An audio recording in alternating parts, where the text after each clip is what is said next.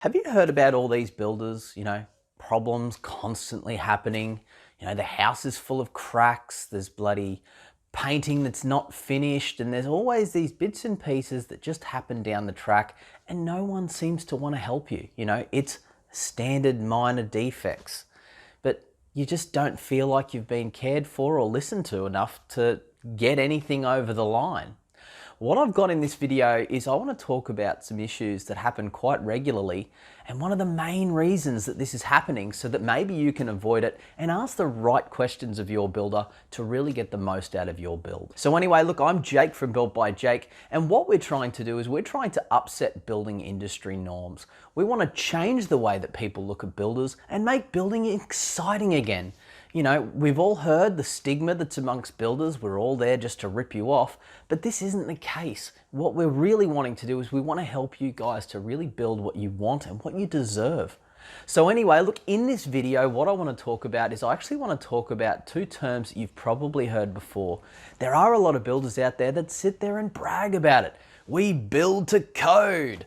I can't tell you enough, if they say they just build to code, are you ever happy with the bare minimum?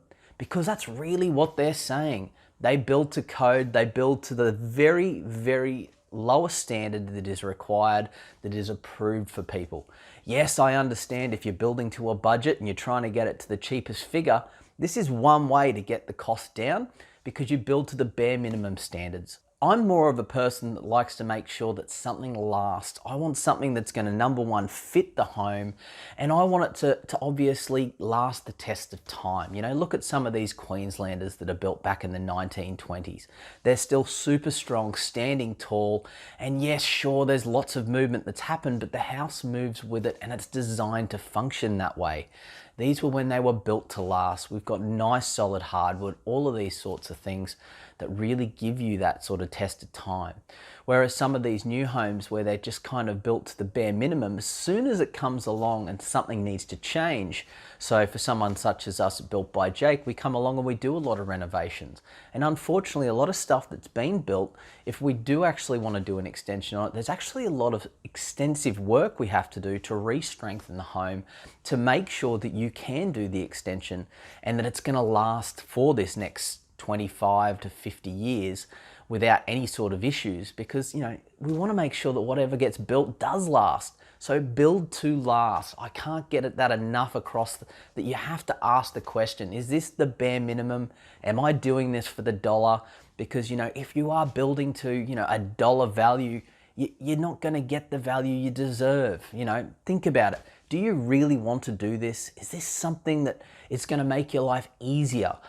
There's thousands of questions to ask, and don't get me wrong, I'm going to keep throwing them out in videos for you guys to really get you to ask the right questions so that you can understand why you're doing this and really get into the emotion and the right mindset to understand how to make your house a home. Because where you live ultimately sets up how you feel about things, and it's great to understand that when you come home you just feel comfortable, you feel happy, you get out of it what you were trying to achieve.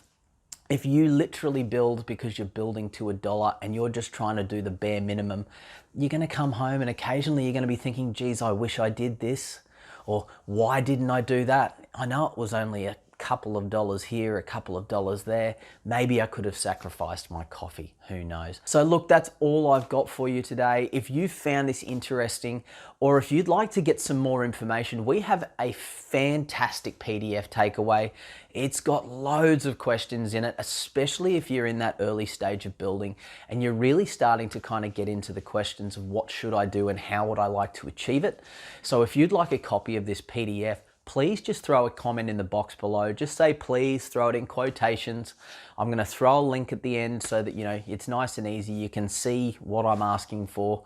That way at least I can get this to you as quickly as possible so that you guys know the right questions to ask. Now look, this is a massive document. There is loads of information in there. So super value packed to really make sure that you get the very best out of your next build. So whether you choose to build with Built by Jake or whether you're choosing to go with one of the other builders, this is completely irrelevant. All we're trying to do is we're trying to get this information out there to really help you guys, to get us all on the same page, because building's a very exciting time. You know, you're getting to build the dream you've been waiting for. You're getting past all the pain of having not enough space or not enough storage, or you've finally got a place where you can bring excitement back to home, and you're getting to create this space. So, you know, get into these questions and really start to understand why you're building. And yeah, this ebook is full of it. So anyway, look, that's all I've got for you. If you'd like a copy of this ebook, just put please in the comments box below and we'll make sure that we get it to you ASAP. So I'm Jake at Built by Jake. Thanks for watching.